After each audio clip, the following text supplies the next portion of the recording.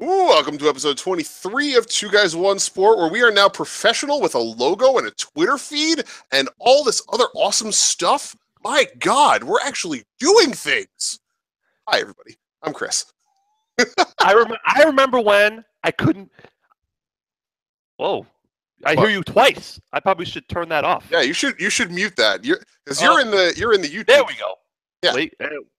There we go. All right. There we go. Now we're back. Let's try it again. Brother Chris, I remember when I couldn't pay the rent.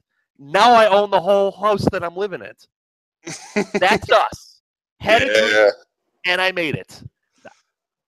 You know? There's nothing dragging down us yet because our podcast going to push them all out the way. That's us. Let's talk about the scraps. Yeah. We are very non-WWE show. I mean, we're going to talk a little bit WWE. We've got a nightmarish build to SummerSlam. Hence, the title of this week's show is Will I Last Through This Glorious Nightmare? Because this build to SummerSlam, we've got one bit of glory and a whole lot of nightmare. So we're going to be talking a lot about that. And we're also got some G1 Climax. We've got an A block winner, and tonight we're going to be deciding a B block winner. And we've got some indie. Are you watching live? You watching live, Brother Chris? Well, no, because we've got some indie shows tomorrow that I'm going to be going to live that we're going to be previewing.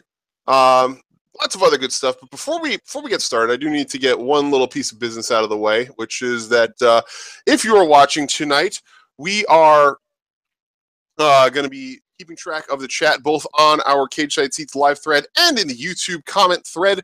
We are all inclusive here on this show. We do not discriminate. We are just happy to have you wherever you are, however you're listening to us. We're just happy to have you. So thank you for being here with us. Brother Chris, plug the Twitter. Yeah, and we got a Twitter feed now where you can follow the podcast. You can interact with us as a show rather than just through our personal Twitter. So you can now follow us at Two Guys One Sport, number 2 and number 1 in the handle. Follow us, give us a like, give us some retweets, plug our Twitter feed to your friends, your families, your aunties, your uncles, your grandmamas, your grandpapas, everybody. Not your racist uncle though. We don't want his follow. Everyone's got that one racist uncle. We don't want that. We don't want that guy's follow. But everyone else will do it. Yeah, let me just see what it was, because I started the Twitter feed off this week with a little bit of a bang. Our 4th and 5th tweets. I'm going to quote these right here. Tweet number 4. We want to make it known early. Two Guys One Sport supports all forms of wrestling as valid and worth seeing. None of you are quote unquote killing the business. And then tweet number 5 in reply to tweet number 4. Except for Cornette and Keller, you two are killing the business. Stop it. Yeah, stop it. You're embarrassing. At this point, you're embarrassing yourselves. Speaking of guys embarrassing themselves on Twitter, we'll talk about Baron Corbin in a little bit. Yeah. Chris, you have a match of the week. You have a match of the week, too. I do. Oh, we'll start with mine. Because mine's gonna be a little bit shorter of a description than yours, because I'm not going to go into a lot of specifics. But we had a last man standing match this week on Raw. I'm not going to be talking about that one. Instead, I'm going to be talking about another last man standing match that is probably one of the best, if not the best, last man standing matches that WWE has had since I started watching back at late 2014. We are going back to Extreme Rules 2015, last man standing match between Roman Reigns and The Big Show. Now, this was a match where both guys were basically at the height of being hated by the crowd. Big Show was still getting heat from his heel turn that he had done at Survivor Series back in 2014. He was full tilt with the Authority. Everybody hated the guy and was just booing him mercilessly anytime he came out there. Still getting chants of "you sold out" and all sorts of other stuff. And Roman Reigns, I mean, early 2015 Roman Reigns, I mean, you don't really even need to say any much. Anybody who's been watching wrestling knows that was a period of time when Roman Reigns was at his most hated. So these guys both came out to tremendous boos. Nobody in that Chicago crowd really was invested in the match, really cared to see who won. They kind of just wanted it over. And that is what it is. Your intrepid co-host was in the show. Was at the show, by the way. Yes, he was. Upper deck, last minute walk up, because my mother of Curtain Jerker lives 5 minutes from the arena, so I was sitting there. It's like 6 o'clock in the afternoon. I'm like, should I go to the show? Should I not go to the show? The hell, let's go to the show. Last minute. Worked out. Easy to go last minute when you have one person going. Because then you can just sit wherever you want. For sure. Don't have to worry about getting seats next to each other. It's fantastic. Exactly. The match, as I said, started with nobody really giving a crap. And then something magical happened.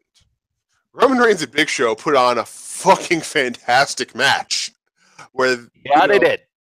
House fights are not hard to find, but they are hard to find in high quality. This was a house fight of high quality. These two guys wailed on each other for a good 15, 20 minutes. And, Roman Reigns being Roman Reigns, the joke always is Roman Reigns overcomes things. And Roman Reigns can't be kept down. And Big Show. You can't keep a giant down, of course. So these guys, threw everything in the kitchen sink at each other. I won't go through a lot of specific spots of the match, but there were some pretty incredible spots. The highlight of which being the end of the match, which had, Big Show had Roman Reigns. They're standing on top of the U.S. announcer table. Big Show was about to choke slam Roman Reigns through the table. Roman fights out of it, jumps off the table, and they had put the ring steps next to the table. I guess I think Big Show had put the steps next to the table so he could drag Roman's carcass up there because Roman was just out from having previously speared Big Show through the barricade next to the tables. And he was still, recovering from that. So Big Show had dragged the steps over and dragged Roman Reigns up there. Roman fought out,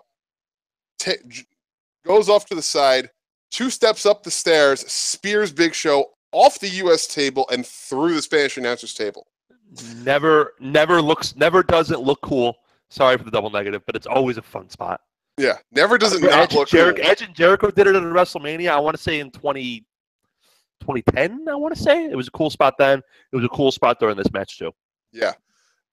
And Big Show, being Big Show, still somehow gets up before the 10 count. So Roman, in his quick thinking inventiveness, just picks up the entire U.S. announcer's table and just flips it end over end onto Big Show to bury him underneath it to keep him down for the 10 count. I remember watching this match. I was watching it over at my buddy's house, and I was, being a Roman Reigns fan and surrounded by people that did not like him, and watching a crowd that was booing the hell out of him slowly come around, and I was like, no way that they're going to keep going with this. I mean, the spear has to end it, and it didn't end it.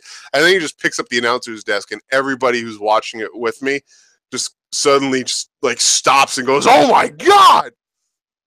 It was one of those moments where it's like, oh, holy shit, this got real fast. And that was how Roman won the match, but just barely by the skin of his teeth.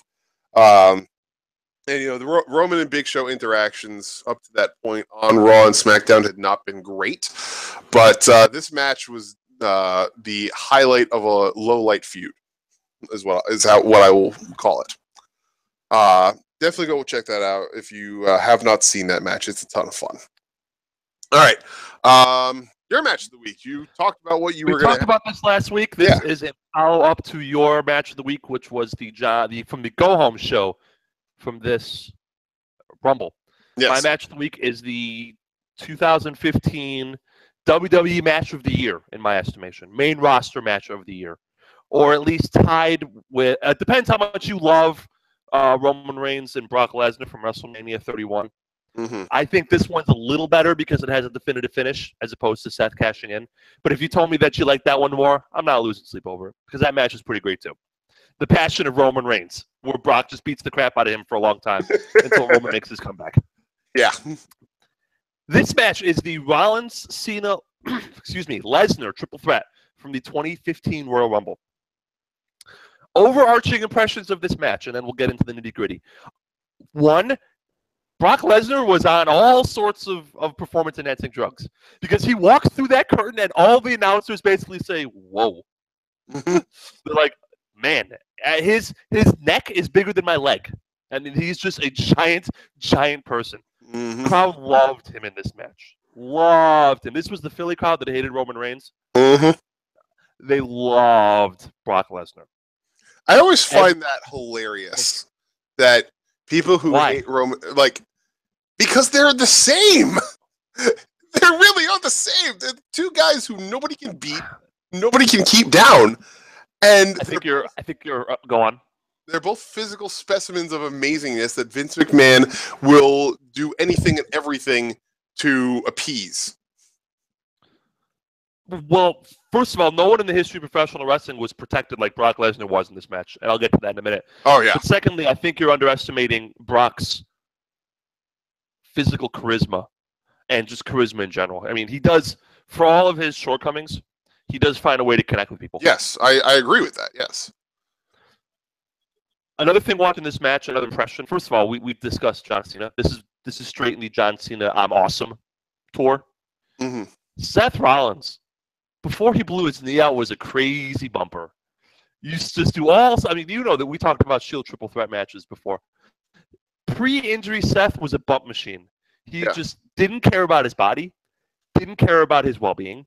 He would flop around. He would take these German suplexes and try to land on his shoulder and do the full-blown backwards flip like you're supposed to on the Nakamura exploding suplex where Cena landed on his head.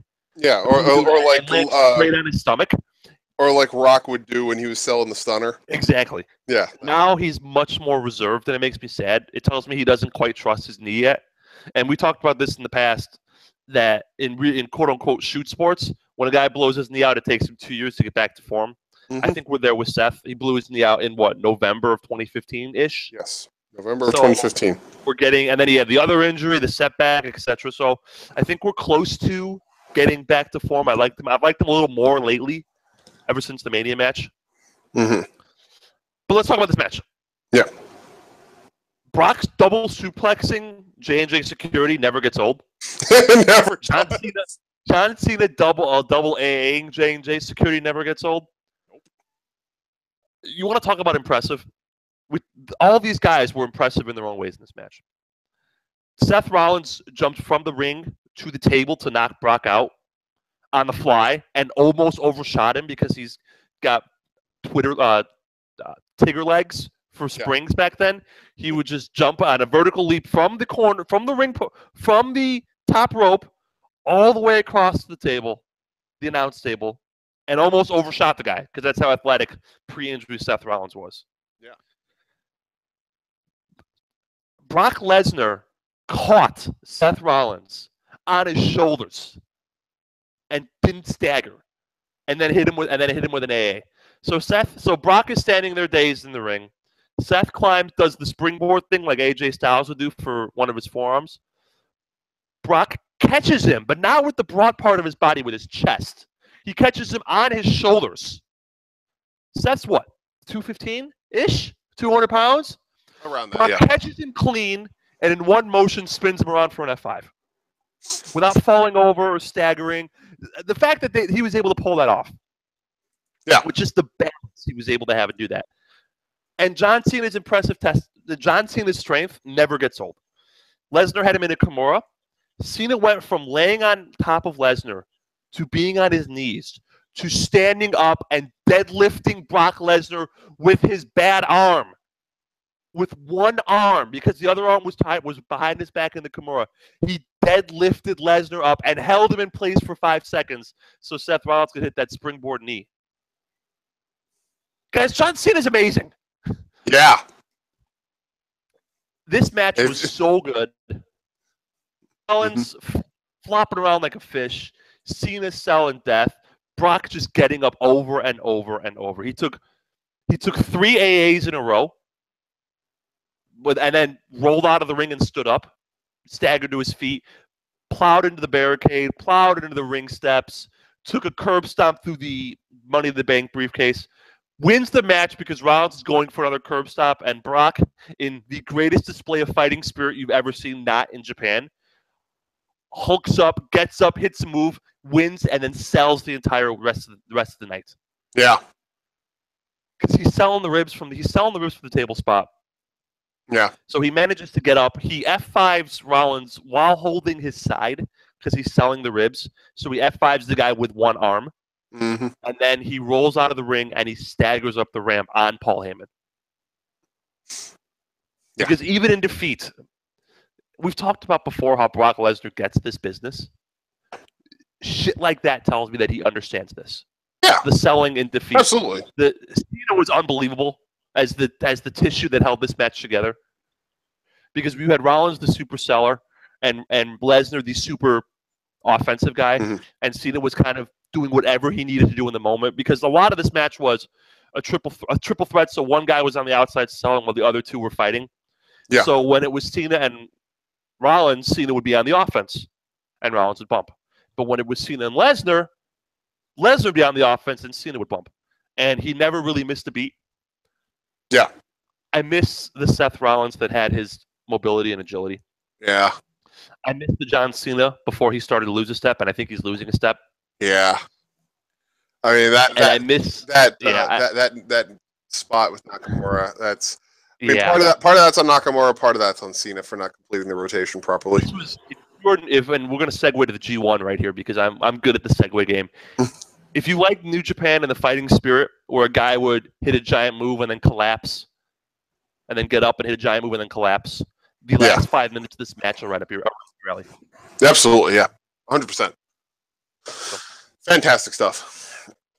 All right, so G1, we have an A-block winner in last night's main event, or early this morning's main event, I suppose you could say.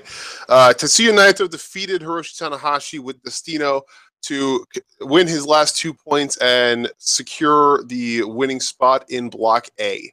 Have you seen this match yet? No, I have not. I have not either. I heard it was excellent. I heard it was excellent as well. I'm still way behind on my catch-up because life keeps getting in the way. But I'm going to make sure that is a priority. Hard to watch 2 hours of wrestling 4 nights a week. Yeah. Especially when it airs at like 3 in the morning. Yeah. Who would have guessed? I'm intending to get caught up between this weekend and this coming week. What's been your favorite match so far that you've seen? And I'll tell you mine, and then we'll talk a little more. Okada Juice. That's a good one. Okada Juice is a good one. Like we talked last week about how Juice has been the best performer in Block B, and this match was absolutely fucking incredible. Like you're talking about fighting spirit before. Juice in this match with the fighting spirit moments, I was so engaged. Like, we have the people who have the whole "it's still real to us" argument. This was a match that made me think it's still real to me, and that's not easy to do in this day and age. Holy shit, Juice Robinson! All the praise in the world to you, and Kazuchika Okada. All the praise in the world to you as well.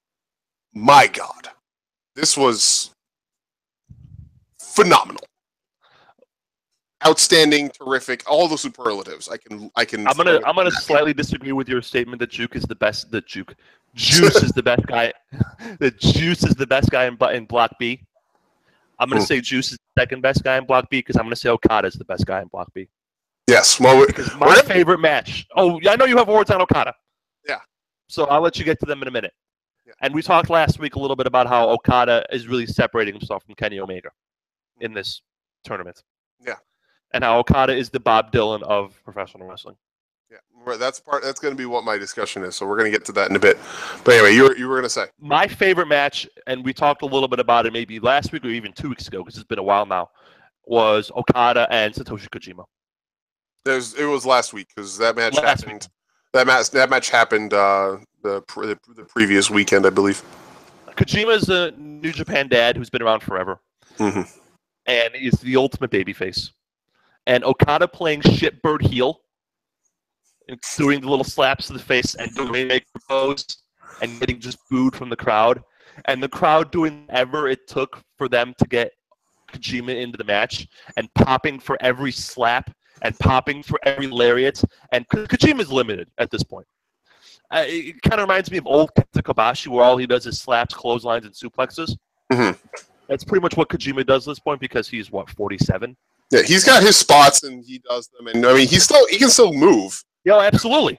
And he can still sell, and he's very good at. He's just not a flippy boy. We've talked about flippy boys. He's not a flippy boy, but the crowd popping every time he would try to hit that lariat.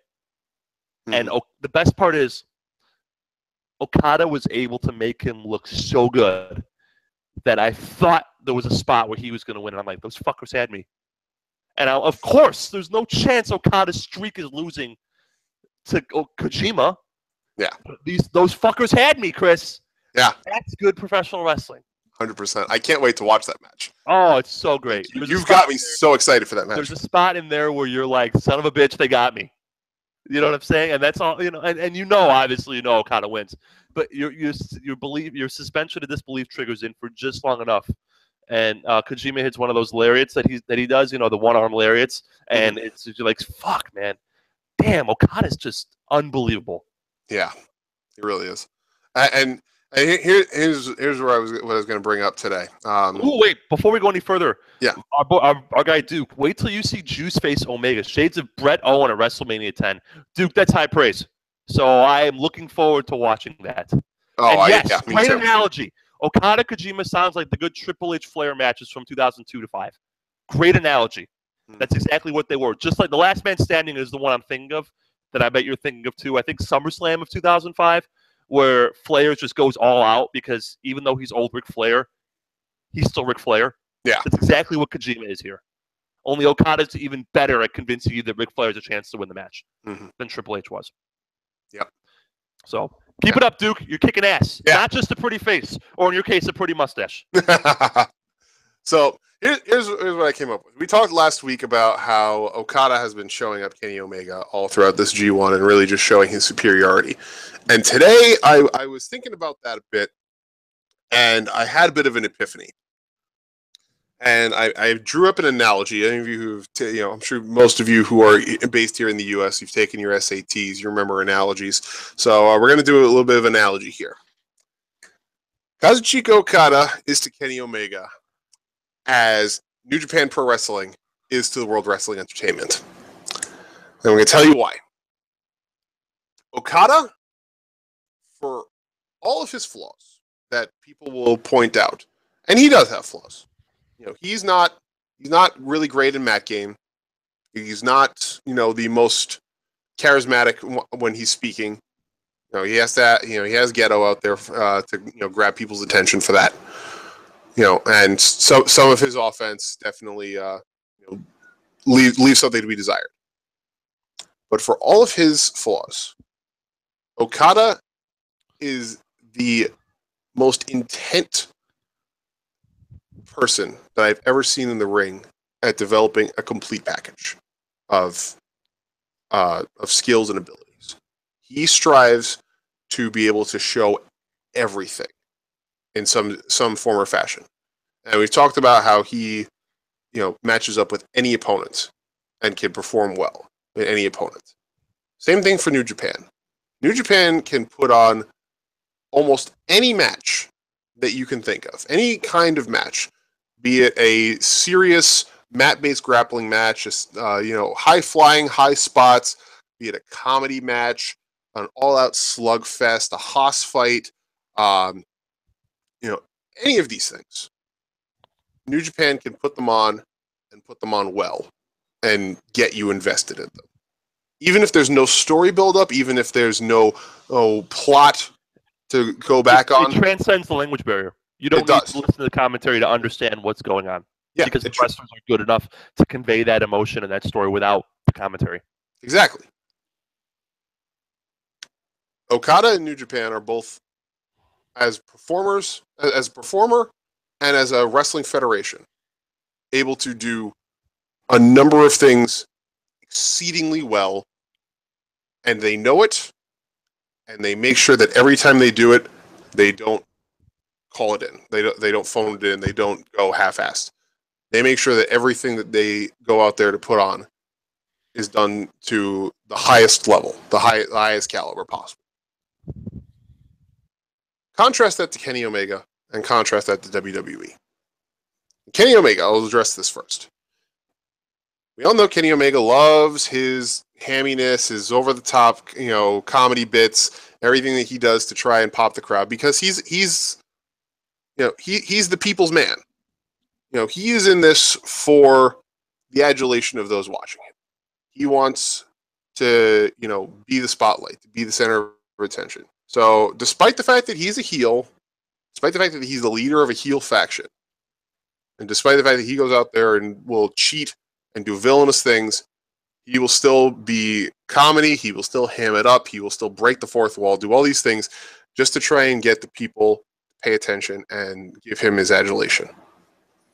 And he doesn't feel the need to stick to a single role or a single bit in order to keep things consistent, because he's more concerned with making sure that the people are invested in him and what he's doing. I said Kenny Omega's a heel, and yet every Kenny Omega match you watch, without fail, you have that one segment of the match where he's got that fighting spirit build-up, could try and make his big comebacks that he can go V-trigger one-winged angel and win, like a babyface would do. Even though he's a heel, even though he's supposed to be using dastardly tactics to get there, he still is, firing up fighting spirit to get back to that point. And yeah, he may, in the process of that, pull some underhanded tactics to get there. But it still is, the build-up to it is still very much in the archetype of a babyface comeback. Doesn't fit the mold of what he's supposed to be doing, but he does it anyway. Why? Because the crowd buys into it. Because the crowd is invested in that. Now look at WWE. There's been discussion among minds that are smarter than I about the idea of story booking versus moment booking, and how WWE concentrates itself on moment booking and concentrating on getting the big pop and getting the big eye-catching moment that people are going to remember, the big spot that everybody's going to be talking about the next day, to get people to to tune in for the next one. Doesn't matter how they get there. Doesn't matter what sense it makes. Doesn't matter if in the context of the overarching story it's terrible. People are still talking about it. Case in point, Shane McMahon falling off the Hell in a Cell at WrestleMania 32 last year. Stupid as hell. In a match that was stupid as hell. That should have never happened. In a storyline that wound up being completely irrelevant in the grand scheme of things in WWE. But everybody was still talking about it, and that's all they cared about. Kenny Omega and WWE are both ends-focused beings. They don't care about the means, they only care about the ends. Even if the means to get to the ends are utter crap. And I'm not going out of my way to say that Kenny Omega is a bad professional wrestler, because far from it. He is one of the most talented in the world. I will give him that. But to get to that end, to get to that moment that the people are going to remember, the means by which he gets there, he doesn't care, because he just wants the people to remember his name. And WWE doesn't care about the means that they take to get to where they're going, because they just want the people to remember the big spot and to tune in for the next big spot and the one after that and the one after that. So that's my big analogy. And you told me not to tell you about it, see, because you I like it. I wanted to be fresh. First. I like it a lot. I have some thoughts on WWE versus New Japan in general that I have been formulating. That's why I didn't say anything. I was kind of trying to process what you were saying. Yeah. You know what depresses me a little bit about WWE? That they have the roster to put on great professional wrestling matches, but they choose not to. Yeah. Nobody's stopping them from having a 4.5-star match every pay-per-view if they want to. They have the talent on the roster to do it if that's what they were interested in doing, but they're not interested in doing that. Right? I mean, nobody made them have a 12-minute TV match with Nakamura and Cena with a commercial break instead of a 30-minute pay-per-view match. Yeah. And when we go over the SummerSlam card, we're going to talk a little bit about some of the choices that they've made here, and what could have been different. Nobody made them take the title off AJ Styles so they can do a Worms match with Bray Wyatt and Randy Orton at WrestleMania. Mm-hmm. Nobody made them take the title off Randy Orton so they could put it on a jobber and have one of the worst gimmick matches of all time in the Punjabi prison. Mm-hmm. These are the choices that WWE makes because their focus is not having good professional wrestling matches. So it shouldn't surprise us that they don't have good matches, that they squander their talent. Their roster is probably better than it has been at any point since the end of the Attitude Era, where they incorporated all the WCW guys, like 02, the original brand split era, like SummerSlam 02-ish, you know? Their roster is better now than any point since then. Yeah, they've had some terrible matches and some mediocre matches with some good guys. Yeah. Look at, Chris, think about it, right? Compare WrestleMania to Wrestle Kingdom 11. Oh, this is a comparison I've been waiting to do. Wrestle Kingdom 11 had top matches filled with the best wrestlers in the company having long singles matches against each other with very few restrictions. Top to bottom. Top to bottom. Amazing card. Top to bottom. Those last four matches are last five. All last timers. five. Last five matches. What am I forgetting? Main event. Main event. IC, Shibata, Goto, Juniors, and what? What am I forgetting? Crap. Wait, I have to go back now. Okay. Let me go back to the card. Go back to it while I talk. WWE WrestleMania, on the other hand, had 2 title matches involving a 50-year-old guy who hardly wrestled in 14 years. Match was great. We've talked about how much I love Lesnar Goldberg, but it was very smoke and mirrors. Mm-hmm. And the other title match had bugs and shit projected out of the ring. The main event of the show featured another 50-year-old guy who couldn't move. Yeah. The priorities in booking these shows are different, Chris. Yeah. Oh, I figured it out. I actually I switched the two matches around. The ROH title match was the other one. Cole O'Reilly was a phenomenal match for being only a 10-minute match. Five good to great to all-time great singles matches. Yeah. Now I have no doubt that sooner or later we're getting AJ Styles versus Nakamura on a pay-per-view. Yes. And I have no doubt that it's going to get 30 minutes bell to bell. And I have no doubt that it's going to be at least 4.5 stars on a bad day. No doubt. Right? The question is, why can't they always put a match like that good? Why can't every pay-per-view have at least one great match? Why can't every pay-per-view... I don't need a match of the year. You know what? Fuck it. Yeah, I do. I do need a match of the year on every pay-per-view. Why not? You have the roster for it. Yeah. You can't tell me you can't have a match as good as Tyler Bate and Pete Dunne every pay-per-view when you have this roster, when you have this much talent doing little or nothing. Yeah. I mean, we talk about the women's side. You can't tell me you can't put Emma out there and have a good match. You can't tell me you're not wasting guys because you're so intent on pushing Baron Corbin and Jinder Mahal as the centerpieces of one of your brands. Yeah. You can't tell me you can't have a good to great match every single pay-per-view with the roster they have. Yeah. NXT does it. When's the last NXT show that didn't have a great match? Takeover San Antonio. I disagree. I thought the main event was excellent. Which one was that? Was that the one where Nakamura sold the knee in the? Yeah. I thought that was an excellent match. I was not. And the tag match was good too. Oh yeah, that's right. You did have the tag match. Never mind. I forgot completely about the tag match there. Yeah. The Chicago had, or what was it? Orlando had the tag match as well. Yep. That was excellent. Chicago had the Bate and Dunne match. Brooklyn's gonna have. Yep. Brooklyn will have the women's match will be good, even though I don't like Ember Moon. The match itself will be excellent. I think actually, yeah, we actually have to go all the way back to Takeover the End, which was 2 years. The End was just about and 10 takeovers ago.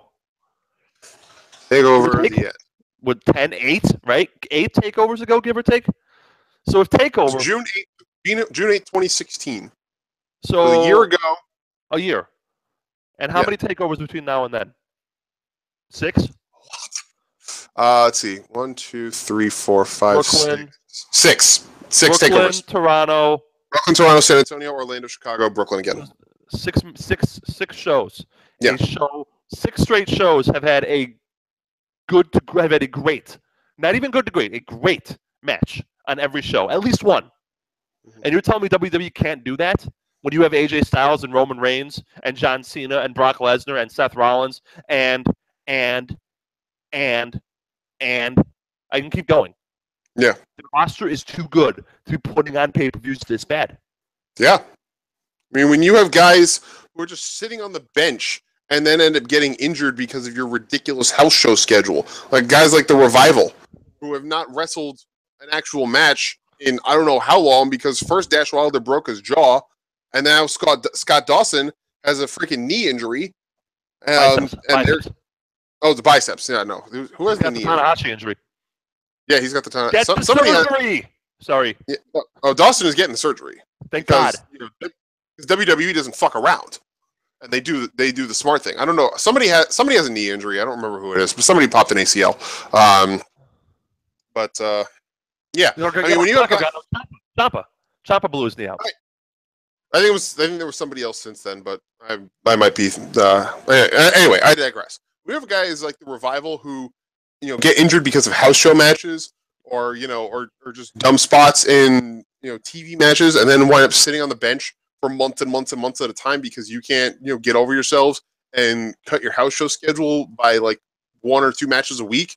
Come on, what the fuck, WWE? Come on, is that really such a huge amount of your freaking operating budget that you need to put on 5 house shows a week for each brand? That's garbage. Yeah. Anyway, so getting back around to the G1 here. Final night of G1 competition is tonight. It'll be the second to last night of G1 competition is tonight because it's the B block, the last night of B block matches. The only guys who are left in contention to win the block are Kenny Omega and Kazuchika Okada, and they are facing each other. Okada right now has 13 points. Omega has 12. So Omega needs to win. So a win or a draw for Okada secures him the block. Omega is in a win or die. Do you think Omega gets the win? I think Omega wins. Yeah, I think Omega wins because it would even their series at 1 win, 1 loss, and 1 draw apiece. Mm-hmm. B, it's very bad business to do Naito Okada at the finals when that is your main event of the Tokyo Dome. Yeah, I think Omega wins this match. The only way I see Okada winning this match is if they also have Okada win the finals, and then they do some sort of a weird other thing to come around and have somebody else challenge for the title as the main event of Wrestle Kingdom 12. And I don't know when the last time they had the title holder win the G1. I don't know if it's ever happened. I mean, we need some of our New Japan scholars to tell us whether that has ever happened or not. But either way, I'm with you. I think that Omega wins this, and we get Naito Omega as the finals of the G1. Now, going into that, do you think Omega wins for the second year in a row, or do you think Naito wins? I think Naito wins. You think Naito wins? I think if we're not getting... I think the main event of the Dome is Naito and Okada. Yeah, I do too. I think Omega is either going to be preoccupied... I think Omega will be preoccupied with the breakup of the Bullet Club. Yeah. It's kind of been on hold a little bit. Either against Rhodes or even against Tama Tonga will be his Wrestle Kingdom match. I think what we're going to end up getting is potentially we might end up getting because I mean we know LIJ likes to pull shenanigans.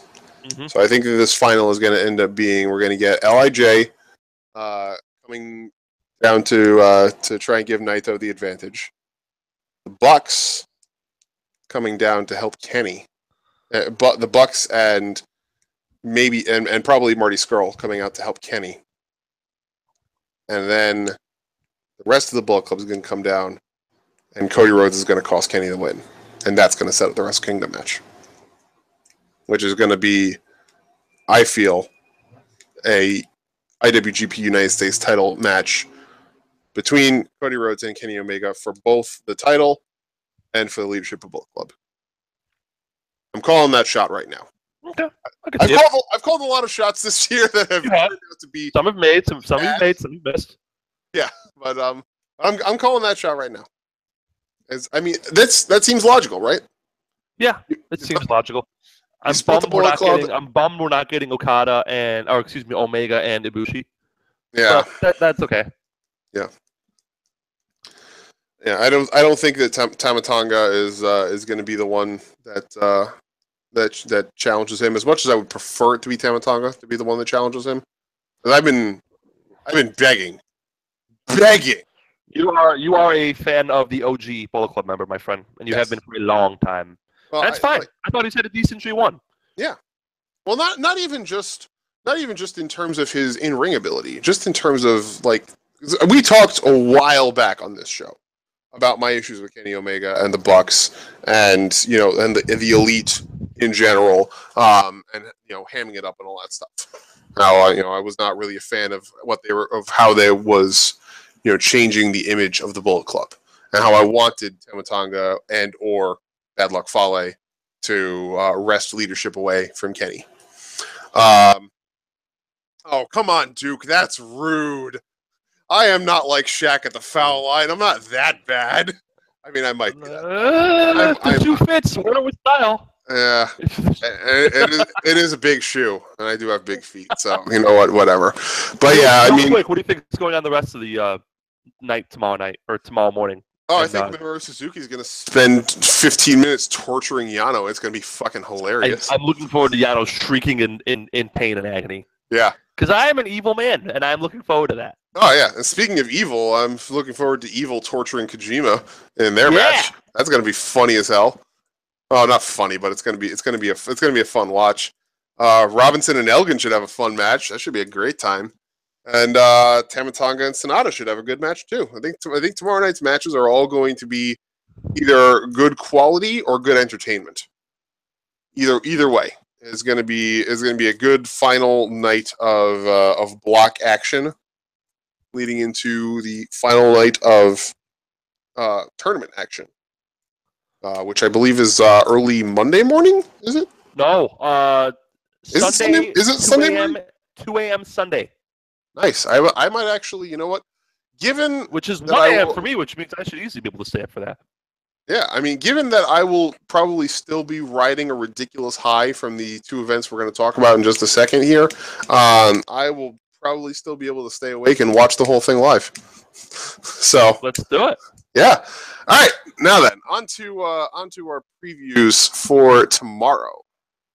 Tomorrow is a great day for independent wrestling, my friends. Let me just tell you this. We have 2 shows happening tomorrow in the great city of New York, New York. So nice they named it twice.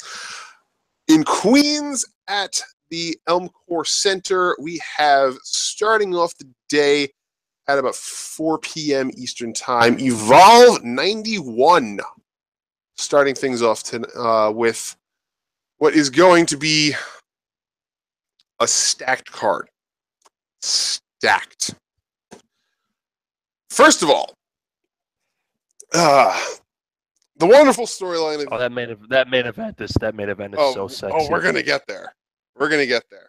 First of all, though, we've talked about the storyline going on between Ethan Page and ACH and them trying to help each other along, and their ridiculous comedy match from Evolve 89, which is a hoot. If you have the Flow Slams, you should definitely go watch that match at Evolve 89. Which in storyline, Gabe Sapolsky lost his effing mind at both of them, fined them an undisclosed amount each, and put them in the opening match for this show, Evolve 91, and said they have to have a serious match or there will be hell to pay. So I'm looking forward to seeing how they get around that. And if you were curious as to what has happened in their quest to help each other, Ethan Page and ACH have formed a tag team known as the Troll Boys. I am not even kidding. Troll Boys.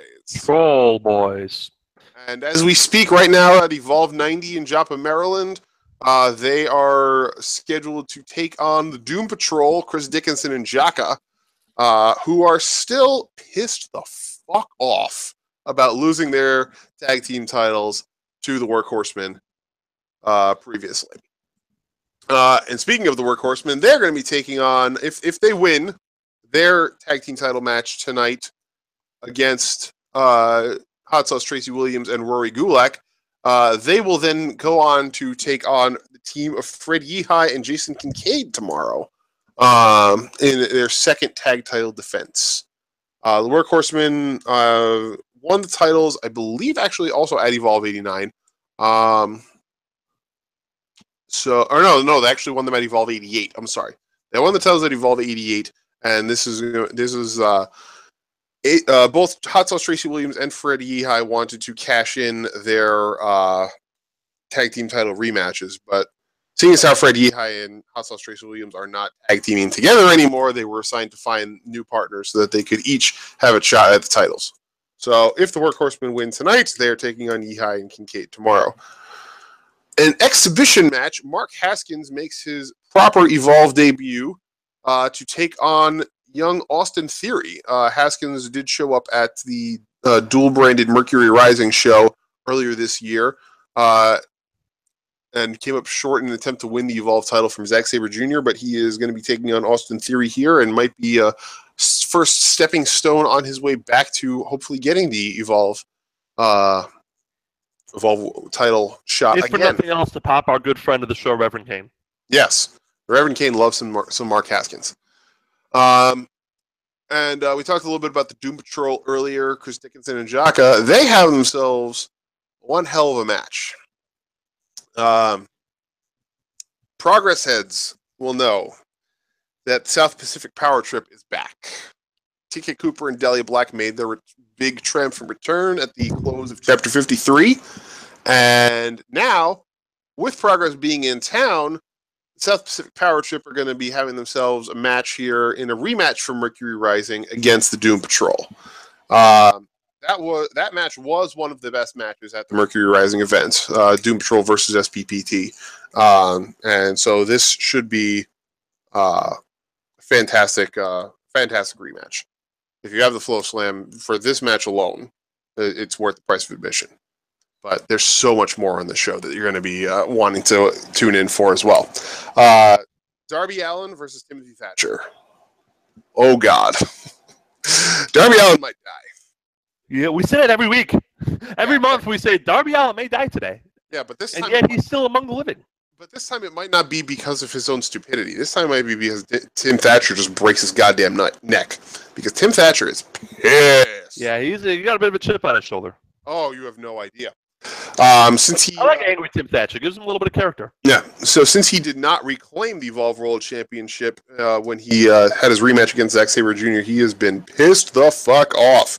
To the point where he even interrupted Keith Lee's match with Hot Sauce Tracy Williams, and they brawled into the back. And they're having a match tonight as a result of that brawl to the back that happened back at Evolve 89.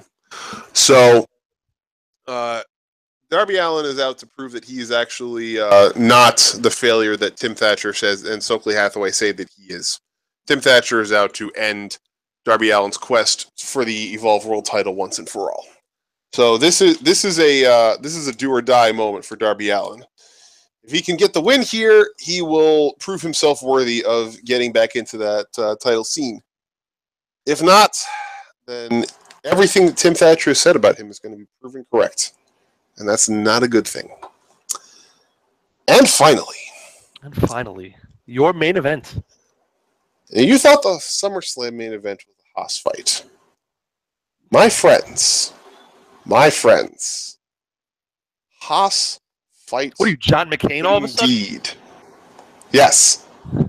Because I'm campaigning here for everybody to fucking tune in and watch this, because this is going to be fucking divine. The main event of Evolve 91 tomorrow is a fatal four-way for the WWN Championship between your champion Matt Riddle, the Limitless Keith Lee, Hot Sauce Tracy Williams, and Walter. All caps Walter. Brother Chris, tell the class about Walter. Walter is a monster. This man from Austria is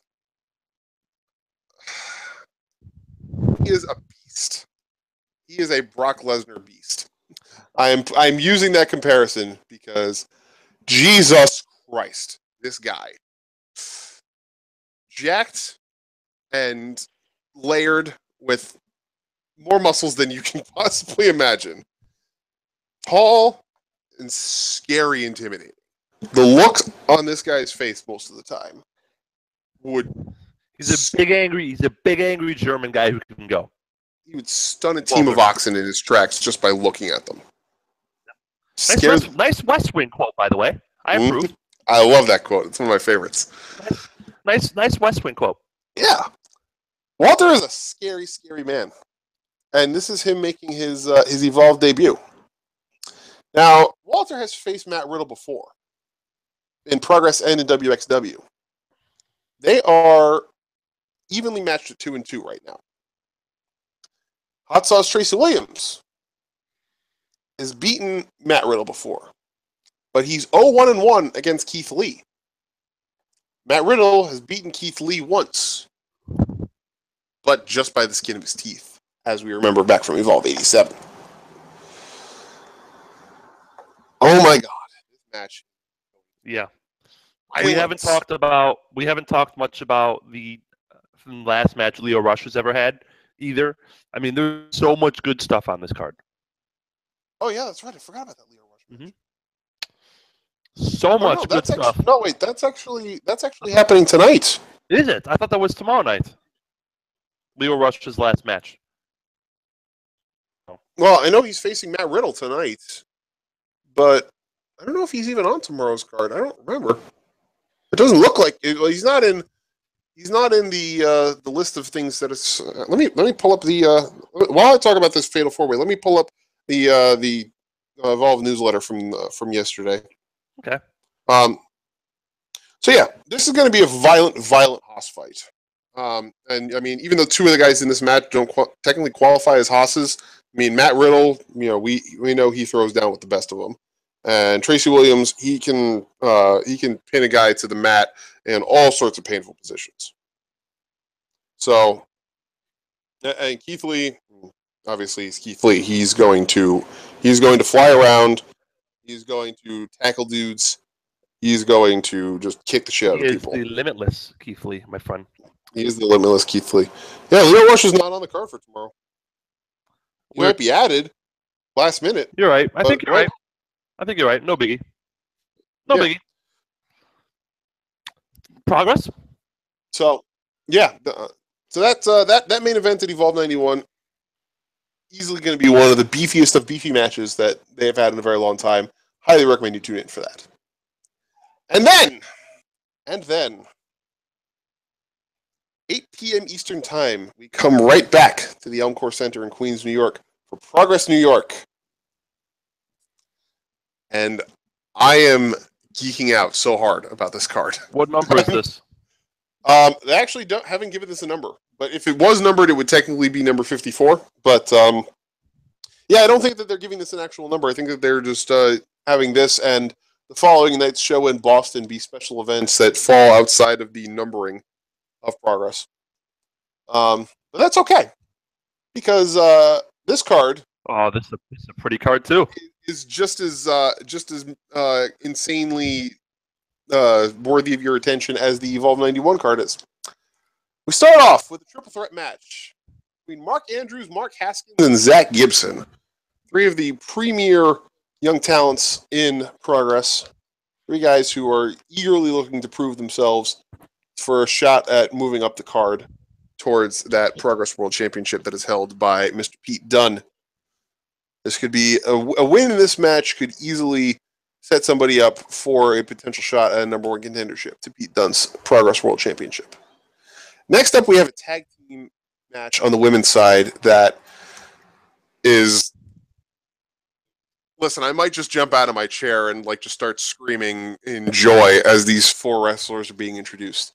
Dahlia Black of the South Pacific Power Trip and Dakota Kai of WWE Mae Young Classic fame will be taking on the team of Ginny Couture and the virtuosa Deonna Purrazzo in what is easily going to be one of the best women's matches that has happened all summer. I am so excited for this. I love Dahlia Black. I love Dakota Kai. I love Deonna Purrazzo. I love Ginny. All four of them incredibly talented. Deonna Purrazzo, Dahlia Black, Ginny, all incredibly underrated as well. Well, I mean, Ginny and Dahlia Black are probably not as underrated as Deonna Purrazzo is, but Deonna Purrazzo is easily one of the most underrated wrestlers in the world right now. And yeah, that's going to be a hell of a fun tag match. It's basically New Zealand pride there with Dahlia Black and Dakota Kai. It's kind of it's in essence the blow off of a feud / grudge that's been happening between Dahlia Black and Ginny. They each enlisted a partner for the blow off match here. Should be good. This is going to be a lot of fun. Should be damn good. Then we have Dakota Kai is the babyest babyface who ever babyfaced. Oh yeah, she puts Evie. Ginny's just a scumbag, and I mean that with all praise. Yeah. So Dakota Kai puts Bayley to shame in terms of being a lovable babyface. Let's not forget, we have to talk about Bayley. Oh yeah, we're going to talk about that.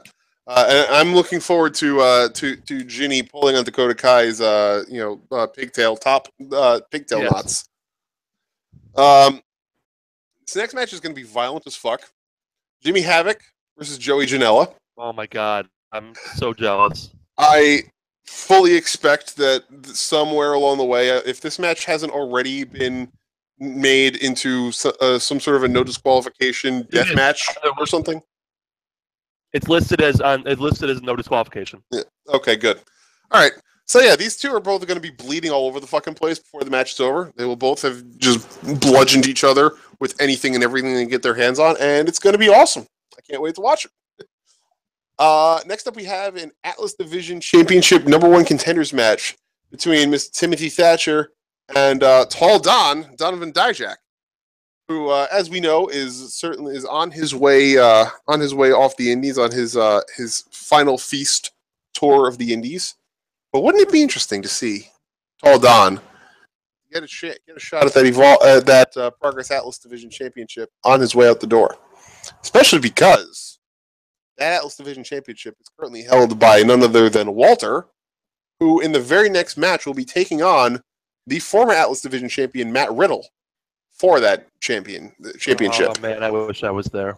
Matt Riddle is cashing in his rematch and is trying to reclaim the title that he lost to Walter earlier this year. And the first match was awesome. This one is going to be equally as awesome. Can't wait. Then we have a match for the Progress Tag Team Championships. The title holders, British Strong Style, Trent Seven and Tyler Bate. The challengers, South Pacific Power Trip, TK Cooper and Travis Banks. This will be legendary. Yes, it will. Every time these two teams match of the year contender at minimum. Every time these two teams have faced off, it's been magic.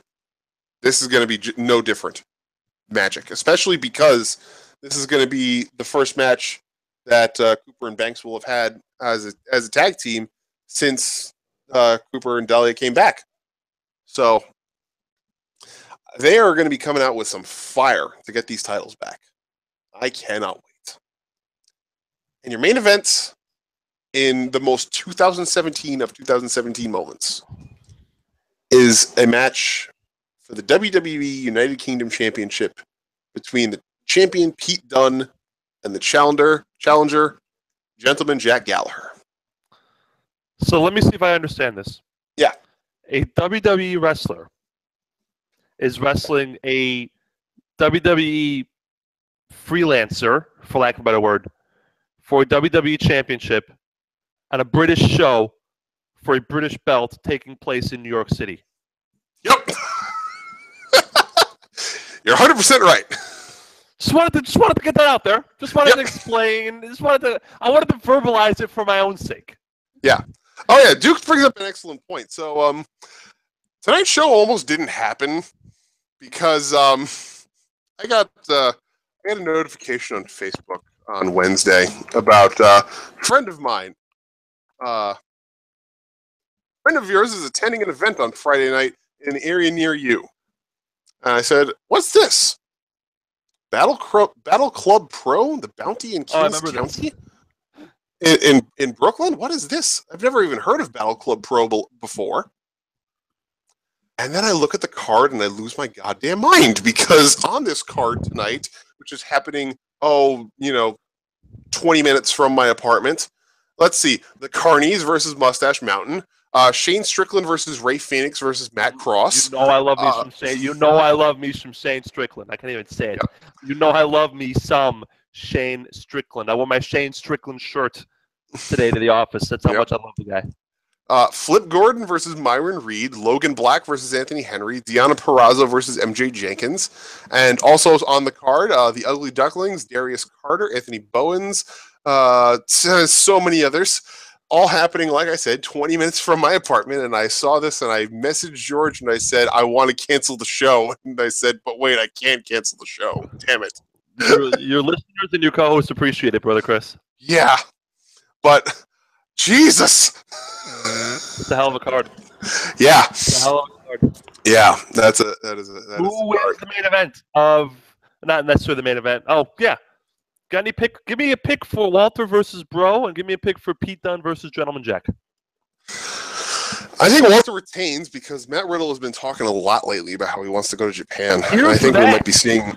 Yeah. I think we might be seeing a Matt Riddle tour of Japan sooner rather than later. So I think, especially given how naturally Zack Sabre Jr. is taken to New Japan, there is spots for a Gaijin. So Matt Riddle will be fine if he decides to do that.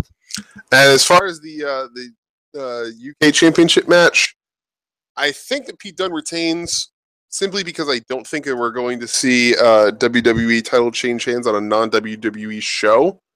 That said, though, I wouldn't be surprised if Jack Gallagher did win just for the shock value. I think there's a decent, but not. I think there's like a 60-40 chance that Pete Dunne wins. Yeah, I will go 70-30, just because. Because you like to be difficult. No, I'm just kidding. Well, yes, I do like to be difficult, but more so because they haven't really been doing a lot to publicize the WWE UK Championship, and yeah, it would be great to do something shocking to get notice back on it, but I don't think they want to do that at a show that's not WWE branded. Because branding is a thing, unfortunately. That's it. That's their bugaboo. Yeah, but yeah, as far for titles going on this weekend, I'm going to say that SPPT wins the tag team titles off of British Strong Style. I think we see a title change tomorrow night in New York. And over on the Evolve side of things, I'm going to say that this is tomorrow night or tomorrow afternoon. Tomorrow afternoon is Keith Lee's moment. I think he wins. I think he wins the WWN Championship tomorrow. And I think he pins Hot Sauce to win it. Love it. Mm-hmm. Love it. Who's the champ going in? Bro, right? Yeah, Bro is still the champ going in. So Bro can lose without taking the fall? Yep. Okay. I think Keith Lee gets the win here because the ending to that match that he had at Evolve 87, I mean, that was such a sudden ending to such an amazing match. I think they need to do something to even top that, because that match was amazing and just suddenly very unexpectedly ended. And I think that we need to do something huge here. So I think Keith Lee gets the win here. I like it. All right. So that's my previews for tomorrow. And I'm going to be recapping both of those events tomorrow because, not tomorrow, I mean next week's show. We're going to have a big show next week. We got Summerslam NXT previews next week's recap of Evolve and Progress. A quick New Japan recap. We got a lot to talk about next week, man, friend. Yeah. And also next week, on Saturday morning, if you tune in next Saturday morning to our friends at Shootin' Debris, Taker's Minion and Mr. Dr. Senju, myself and George, as well as some other guests, are going to be on to talk about TakeOver in a morning TakeOver preview. We're doing a little bit of cross-pollination, my friend. Yeah. I believe it's going to be starting at 10 a.m. Eastern. Early. I'll have a cup of coffee in one hand and a mimosa in the other, ready to rock and roll on a Saturday morning. Yeah. Mine's gonna be a cup of coffee / Starbucks double shot energy drink in one hand and a bacon, egg, and cheese on a Hero in the other hand. because like Nice. I am not. Starbucks makes a little croissant sandwich, which is quite tasty. Yeah, well, this is from the bodega 2 blocks down from my apartment. They do excellent breakfast sandwiches. I'm a big fan of them. All right, now let's talk about this SummerSlam. Let's talk about this SummerSlam build in general and some of the things that have been happening. Speaking of back from the dead, your friend and mine, Supercomputer Vidance, messaged me on the Twitter, as Chris Jericho would like to say, and he said, well, I want to make sure I get this right. Where the hell is my Twitter messages? Vidance. Scroll up. We had a wonderful talk. He's a good dude. He's doing well. And he goes, speaking of WWE, though, feels like SummerSlam really snuck up on them. Does anything except the big lads have any real build? Nope! Well, I gave him 2 answers. There are 2 feuds that have a real build besides the big lads. You ready? New Day and the Usos. Yes. Akira Tozawa and Neville. Yes. That's it. That is it. Nothing else. And it's funny because this has been a linchpin in their calendar. This has been something they've been looking forward to. And this has been something they've known about for a while now. And they've set the pay-per-views up, so they have a lot of time from the end of from Battleground to SummerSlam, about 4 weeks to start a build. And SmackDown's been kind of, being a little fuckery. And Raw has been focused so exclusively on the big lads and had to call an audible with Bayley's shoulder. But that doesn't excuse anything else, though. They really gone all out yet. And the show is, a week from now. The funniest part about it is, there was all those things where they were saying, the early part of the summer was like, we're not really doing a whole lot because we're saving all the big stuff for the build-up to SummerSlam. And what was that big stuff? The Fatal 4-Way setup, which has been stellar, as I said. The Nakamura-Cena match, which was good. And where's the other big stuff? Where are the other big moments? Where are the other big things that we're supposed to be latching onto to get us invested in this show that's going to be 7.5 hours? Like, why? I had to break out the evil voice there. Why? I love it. I don't get it. Other than Akira Tozawa and Neville, and other than the New Day Usos, there's a whole lot of nothing going on. Yeah. Let's talk about this Raw women's division here. What about Bayley? Yeah, Bayley won the right to be the number 1 contender to the Raw Women's Championship, and then because WWE is not the greatest in keeping their performers in good shape, she had a shoulder injury, which will happen. Especially when you're wrestling Nia Jax. Especially when you're wrestling Nia Jax, because Nia Jax doesn't belong on TV in any capacity, or even in a ring in any capacity. And so we had 2 triple threat matches. The winners of those 2 triple threat matches are facing each other this Monday on Raw. Sasha Banks and Nia Jax. And the winner of that match will go on to face Alexa Bliss for the Raw Women's Championship at SummerSlam. Now, George, let me ask you a question. Sure. I love our little Q&A gimmicks. Yeah. It's been a little over a year since Bayley came, or a little under a year since Bayley came to the main roster, officially. She had her big debut at Battleground last year, but that wasn't her official debut. But it's been a little under a year since she debuted on the main roster. She debuted to massive cheers, correct? She did. She won the Raw Women's Championship from Charlotte, albeit rather unexpectedly, but she won it to cheers, correct? Yes. She then faced Charlotte at WrestleMania. She faced Charlotte and Sasha Banks and Nia Jax at WrestleMania to defend her title. And won there to cheers, correct? Correct. How do you go in the space of 4 months from person getting cheered by a WrestleMania-sized crowd to being booed at every arena she's in? Well, let me tell you why. You ready? Please do. The weekly TV show has made a deliberate and intense point for months on end for telling you she was lame, stupid, a weakling, an ugly virgin who's never kissed a boy, scared of hitting somebody with a stick, an incompetent buffoon, and above all, a pathetic loser. Yep. So let me ask you a question, Chris. As an Given all that, as an allegory for WWE fans as well. Why wouldn't you boo her? Because people recognize that this was supposed to be an allegory for WWE fans, and they don't like being told that they're stupid idiots and virgins. Does any company hate their audience with as much hatred as WWE hates their audience? Oh, not at all. Not at all. Portray her as a loser. Mm-hmm. That's why. Yeah. When you go out of your way for the entirety of a feud to have the daughter of Ric Flair telling her that she's nothing more than a fan and she doesn't deserve to be in a ring, did they really expect the fans to not feel insulted by that? And that's not going to make them build sympathy for Bayley. Let's couple that with the fact that she hasn't had a great match in a long time. Yeah. And she hasn't had a great promo in ever. Yeah. So I did pop for the Bizarre World line. Yeah. That they use to try to protect people. Mm-hmm.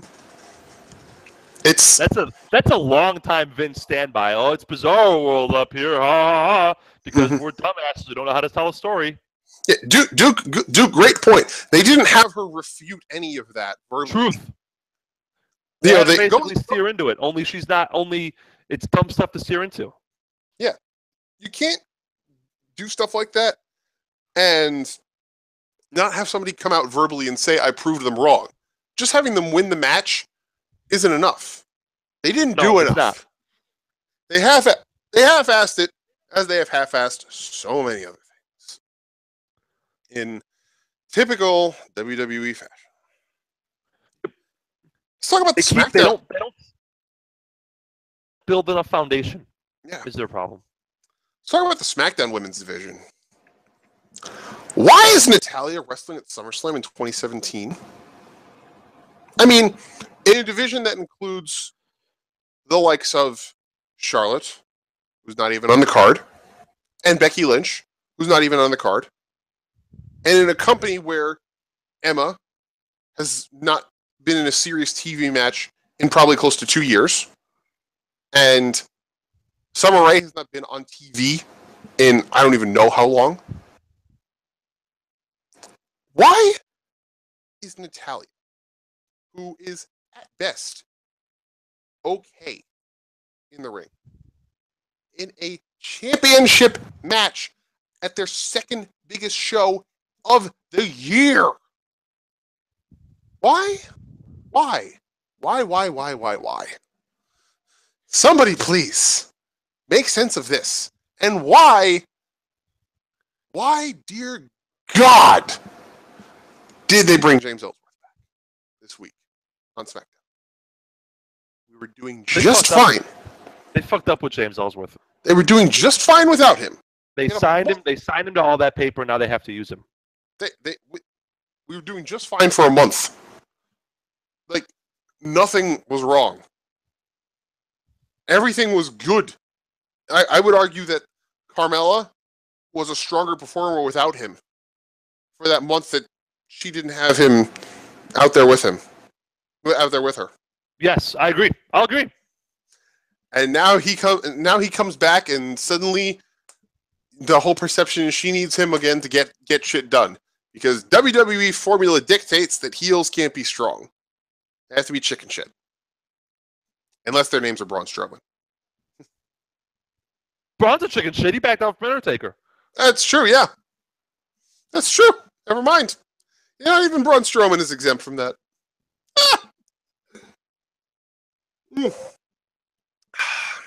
That's fantastic. Yep. And and of course there's the strong likelihood that we're going to be getting a cash in from one of the two Money in the Bank briefcase holders on this show. I don't know how Baron Corbin can do anything after what John Cena did to him. I don't know how Baron Corbin can do anything after what Dave Meltzer did to him. Please talk about this. Yeah. I love this. Oh my God. So I got to pull up the thread on the board.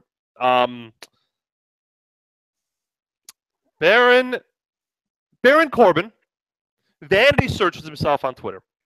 Okay? Mm-hmm. Responding to a tweet from something called Wrestling News Co. that says, quote, Dave Meltzer says Baron Corbin is an example of WWE's, quote, fetish for tall guys. Now, at no point was Baron Corbin tagged in this tweet. So he was vanity searching himself. First of all, it's 2017. Spend less time on Twitter, Baron Corbin, and more time on the fucking crunch machine getting rid of that gut that you have. Because you look like shit. Yeah. Or spend less time on Twitter and more time going to Hair Club for Men and getting rid of whatever the fuck is going on with your hairline. Or spend less time on Twitter, vanity searching yourself, and more time learning how to cut a promo. Or spend less time on Twitter, and I can keep going on. Any number of activities that would improve your ability in this company. Twitter. So Baron goes, what matches and promos has Dave Meltzer done? Oh, none. He's an old man who can never do what anyone on the roster can or did. Dave's reply, nothing says secure like a wrestler doing the you never took a bump and then blocks your comeback. Then Dave says, quote, up your insult game to 2017. The never took a bump is from 1982. I heard it back then. 90% of the guys running your company never took a bump either. Your boss did not until he was 52. Straight up ether. Corbin, that's it, man. When fucking Dave Meltzer, when an old guy is cutting you to ribbons on Twitter, just stop. Yeah. So and then you need to talk about this because I need to finally let my laughter loose about this.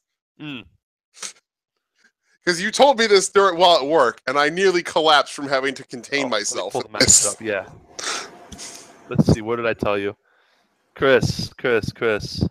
Yeah. We talked about the Eagles. Eagles gonna be bad. Yeah. Oh yeah. Someone says, so on the board, someone says Dave was, quote, gotten to, because that's where 2017 is. Oh, so-and-so has been gotten to, right? You know what I'm talking about? And Dave's response was, quote, I never realized until tonight there are people here who would watch the news in 1945 and think the Germans won World War II. You see, guys, the U.S. was gotten to. Dave Meltzer, you're a smarmy bastard, but you are a national treasure sometimes. Oh, shit. All right, Baron Corbin, less time vanity searching on Twitter, more time, being better at professional wrestling. Because you, my friend, have a long way to go. Oh, God. That was wonderful. Yep. That's it, man. That's it. I think the U.S. was gotten to in 1945. I'm surprised Baron didn't call him a cuck. Right, that was last year's big word of the year. Yep. No, it still was a word in 2017. God, kill me now. No, but the funniest part about this is Dave, we talked the other day. Dave, in one of his long missives in the newsletter, he meant to write count, but instead wrote cunt. Oh yes. And we talk about he may need an editor for his long ass diatribes in the newsletter. But let me find the exact sentence. But when he's doing his little short quips, he is gold. He's pretty good at the Twitter, and he's pretty good on the board. Let me see. Trapezius worshipping David. Well done on that one. Here's the context. You ready? This is during the last man standing match. Yeah. Reigns pulled out a table and gave Strowman a Samoan drop to the table, but Strowman beat the cunt. I never knew Dave hated Roman Reigns as much as he did. My God. This is freaking terrible. Get an editor. Brian Alvarez, do something with your life other than teach jiu-jitsu to children. Edit the damn newsletter. Do something. Baron, less time on Twitter. Does he really teach jiu-jitsu to children? Yeah, he does, actually. He runs a Brazilian jiu-jitsu martial arts studio, and he does adult classes and children's classes. That's wonderful. That's actually kind of cool. I'm not gonna throw shade at that. Teaching kids the martial arts is pretty cool. But he doesn't do it for 100 hours a week. He does it twice a week. He has a lot of time to edit the newsletter. He just chooses not to. Yeah. All right. I don't really care about talking about the rest of these matches, other than to say I hope to God that John Cena just ends Baron Corbin at the SummerSlam match.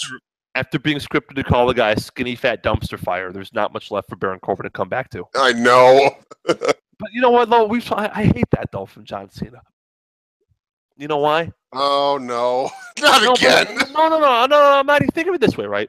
So John Cena calls Baron Corbin a skinny fat dumpster fire, right? Yes. If John Cena beats Baron Corbin, whoop-de-fucking-do. He beat a skinny fat dumpster fire. Big whoop.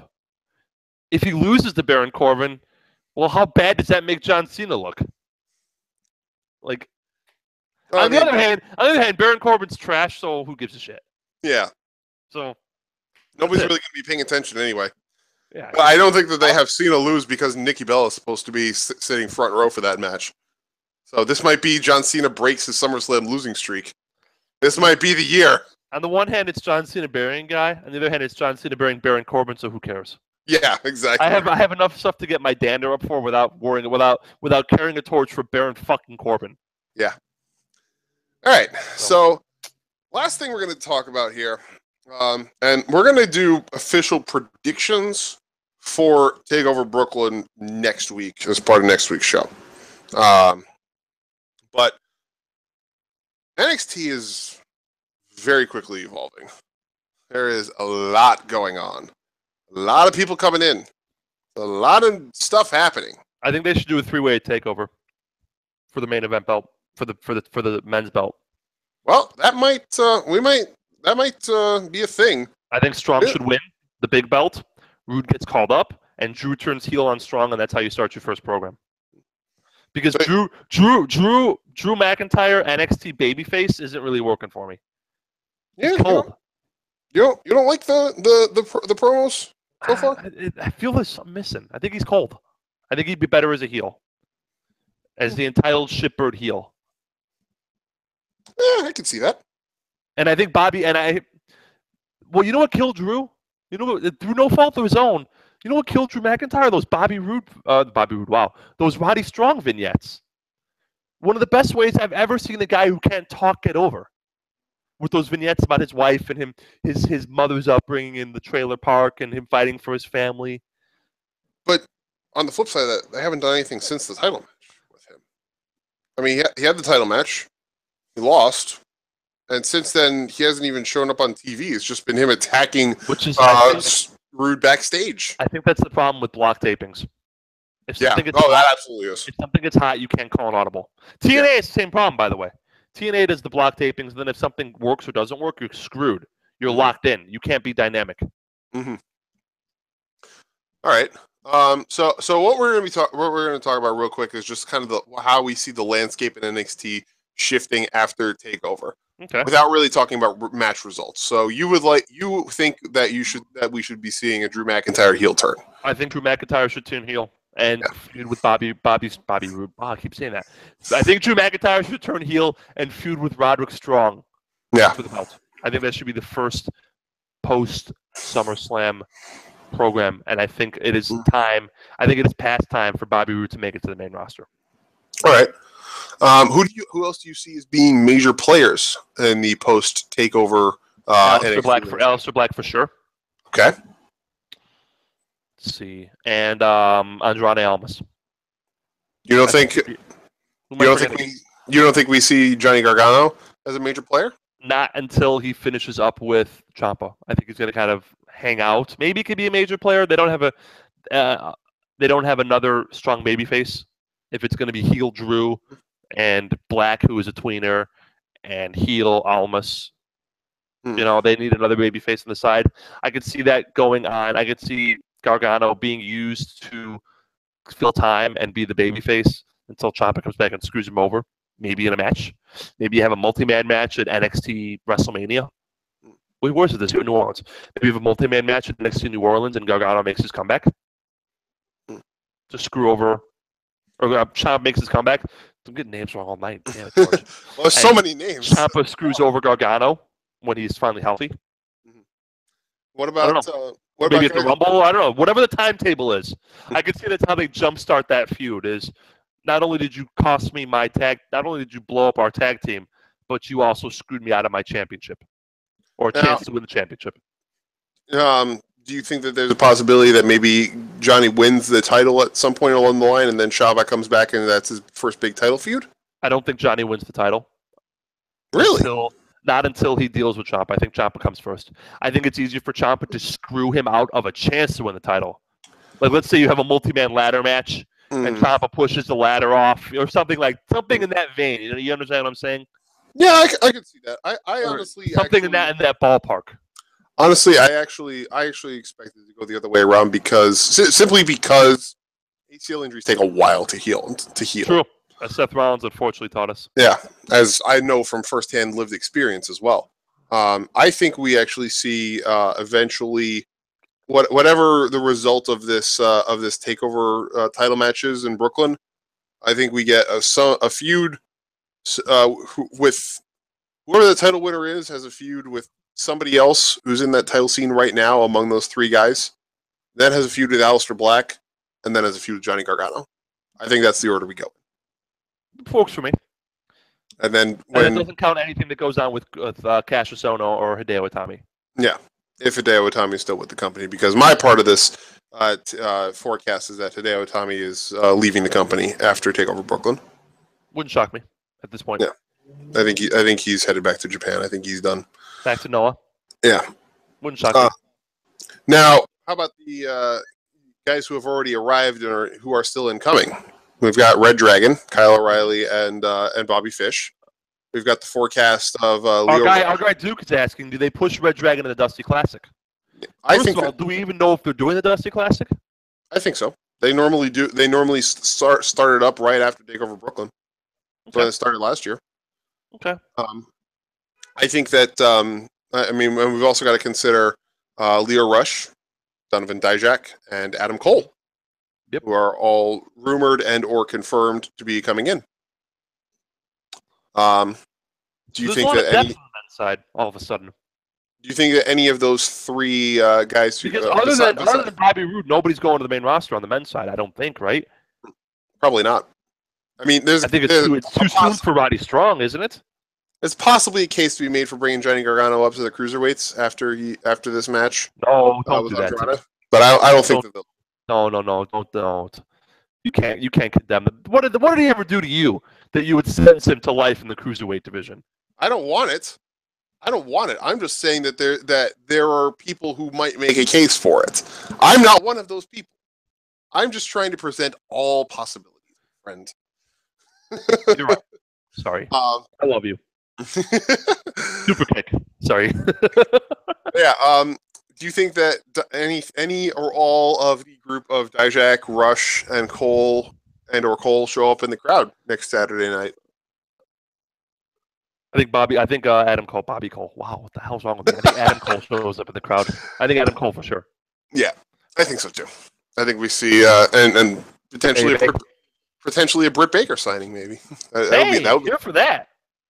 Although I don't think that I honestly don't think that she's going to be like signing, because I think that she's almost done with dental school. I think she might be after she's finished up with dental school, might be moving on to actually become a dentist, which I can't fault her for, even though she is ridiculously talented, and I would love to see her on a larger stage. Get an education. Either way, always get an education. Yes. Don't wind up in schlub careers and logistics like the two of us did. Exactly. Yes, don't. Stay the hell away from logistics. Yeah, for real. How about on the women's side? Because the Mae Young Classic coming up, and there are we do. Lot of women there. My next match of the week involves one of the finalists from the Mae Young Classic, by the way. You can't do that. We're trying to keep it spoiler free. Oh, well, then I won't do that match of the week. Never mind then. I'll save that one. I'll save it. My God. I'll save it. Fine. Thank you. I didn't say who it was. Yes, exactly, and I'm glad you didn't. I'll save it. That's why I said that, to try and prevent that from happening. But yeah, I mean, obviously, actually, no, not obviously. I'll actually call this out now.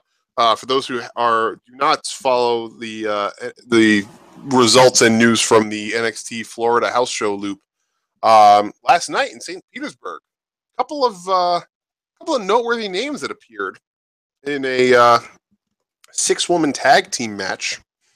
On one side, we had Aaliyah, we had Dakota Kai, and we had Kairi Sane. Ooh. And on the other side, the iconic duo of Peyton Royce and Billie Kay teamed with none other than Shayna Baszler.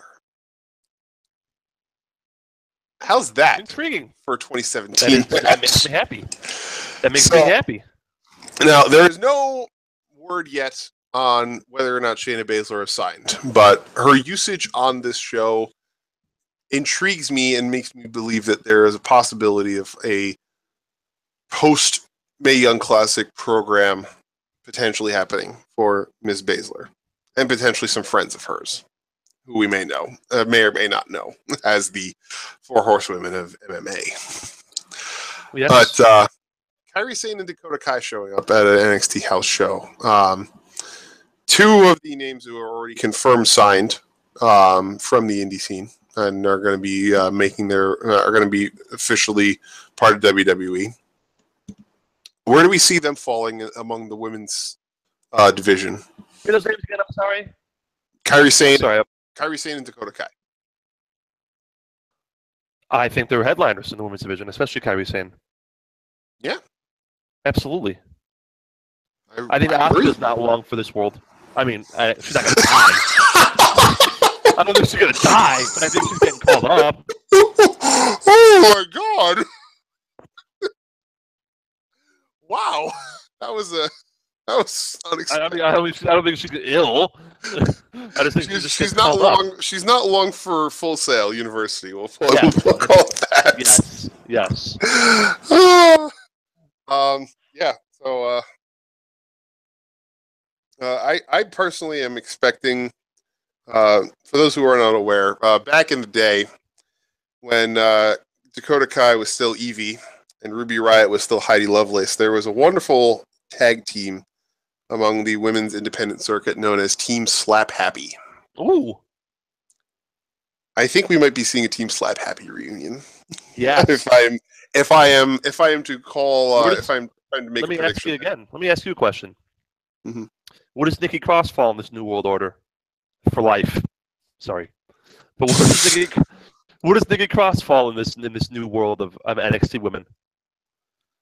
As much as I hate to say it, and I really hate to say it, but I think Sanity is heading to the main roster and she's going with them. And I really hate to say that. She is gonna just languish up there. There's nothing that they're not gonna use her in the way that they should. They're not. It's just not gonna happen. And Wolf and Dane are not going to be used in the way that they should be used. We've seen what happened already to Luke Harper and Eric Rowan, who are the first Alexander Wolf and Killian Dane. Yep. And, they're not even on TV right now. They're both, killing time and catering. Yep. I don't see Sanity being used for more than bit roles. And all four of them. I mean, I don't give a shit about Eric Young. I mean, Eric Young, Eric Young's the worst part of his own stable. We've known this since July of last year. Since he debuted. Since Sanity became a thing in last year's Dusty Rhodes Classic. Yeah, Eric Young is the worst. Eric Young's been the worst part of Eric Young was the worst part for a while. Eric Young was even the worst part of his stable when Sawyer Fulton was still in the stable, and that's saying something. Holy shit. Yeah, I wouldn't. Actually, Adam Rice, I wouldn't mind that. Leave EY behind, make Nikki Cross the new leader. I wouldn't mind that one bit. Hell yeah, You know what? I am here for a stable led by a woman that's gender. I was calling for the Good Brothers in Charlotte to be a Four Horsemen knockoff. Yeah. Oh yeah. Gallows and Anderson to be led by Charlotte Flair in a cool meta stable. I think that would have been awesome. And I think Nikki Cross leading Sanity would be great too. Yeah, for sure. Now, going off of that, the tag team division, which is pretty hurting right now. If Sanity does get called up. Yeah, it is. If Sanity does get called up, that would obviously mean the Authors of Pain retain. What happens next for the tag teams? Red Dragon, baby. You think it's... Yeah, I'm with you on Dragon. that. Yeah. But I mean, how do we organize the Dusty Rose Tag Team Classic? Oh, I have no idea. How many Basically, teams do they have? 8? it's got to be yeah, I think it's got to be 8 teams. I think they had 16 last year. Oh, how are they going to get to 16? I don't know how they would get to 16. Let me look. Unless you do like totally wacky shit, like Cassius Ohno and Roddy Strong or something, just because. All right. Which I'd be okay with. Yeah, they had 16 last year. So let's look down this list. TM61 might be able to come back. They might be able to come back. I don't know what's going on with Shane Thorne's leg, but have they done anything with the other guy since the one guy blew his leg out? Has he been alive? No. He's dead. No, he's still alive. Nick Miller is still alive. I know he's not dead, but I'm saying like he's not on television. They haven't done anything with them because I think that this is what's gonna happen is we're gonna get TM61 returning as heels when they do make their return. We've got Riddick Moss and Tino Sabatelli. We don't care about the bad football men because they're bad football men. We got Heavy Machinery. That is a team still. Yeah, I don't love them as much as other people do. Some people love them. I still love them. I mean, that's fine. I like them. I don't love them, but you need bodies, so okay. Yeah. And then let's see. We got, Street Profits just debuted this week. Did you see them? Our guy PW fans right. Just bring in South Pacific Power Trip. Yeah. Bring in a British Strong Style. Why not? Yeah, I could see British Strong Style being a team in this, and SPPT. Yeah. Hey, PW Fan 02 is actually Adam Rice. Adam Rice. Yeah. Hi, Adam. I recognized your Twitter handle. Did you see the Street Profits debut this week on NXT? I did. The jury is still out for me for them. Jury's still out for you? Okay. Yeah, there's stuff I like, there's stuff I don't, but I'm gonna give them some time. Yeah, that's reasonable. I think there's something there. Mm-hmm. I do too. I think this is the first gimmick I've seen Angelo Dawkins have where I wasn't immediately saying, "Get this guy the fuck off my television screen." Truth, which is great. That's a big step in the right direction. Yes, and Montez Ford, he's gonna be a star. I don't care if they keep him in the tag team or if he goes solo. He's going to be a star. That dude is sick talented. Amazing. So we've got them. And then there's the possibility of Red Dragon if they decide to put them together as a team. There's the possibility of some of the other ROH guys. I wouldn't mind seeing a team of Adam Cole and Donovan Dijak. That would be a fun team. Ooh. Think of that. Yeah. Okay. I mean, I also wouldn't mind seeing a team of Adam Cole and Roderick Strong. That could be a fun one. That'd be great. That'd be a great one. That'd be great. Yeah. 2014 Ring of Honor recognized. Yeah, for sure. And then there's some of the other singles guys who don't really have a lot going on. Like they could put Andrade Cien Almas with somebody. The Cassius Ohno. I don't think they're ever going to put Aleister Black in a tag team with anybody because... No. I like Aleister Black as the special attraction. He's the Undertaker of NXT. Yeah. He doesn't talk. You know what? He doesn't talk. He doesn't do bullshit on Twitter. I like him. I like him a lot. His commitment to the gimmick. It's very Undertaker-esque. He talks about black metal on Twitter, and that's basically it, and it's fantastic. That's it. But he doesn't do bullshit like, hey, I'm going to go work out now, like other people do. He doesn't take Snapchat. He doesn't take Snapchats from the road or any bullshit like that. It's black metal, pictures of his cat, and that's it. That's it. I'm cool with that. Aleister Black is a man of simple tastes, and I love it. All right. So, any other thoughts on the NXT landscape after TakeOver, or are we going to save most of it? No, but you know what? NXT is rapidly becoming a good... I shouldn't say rapidly, because they are. They've been a good show for about 3 months now. Yeah. A lot of fun. Quick and easy 1 hour show. We talk about 205 being a good show. NXT is becoming a good show too. Yeah, for sure. All right. So that's going to do it for us. We got a big show next week, so we're going to cut her a little early this week.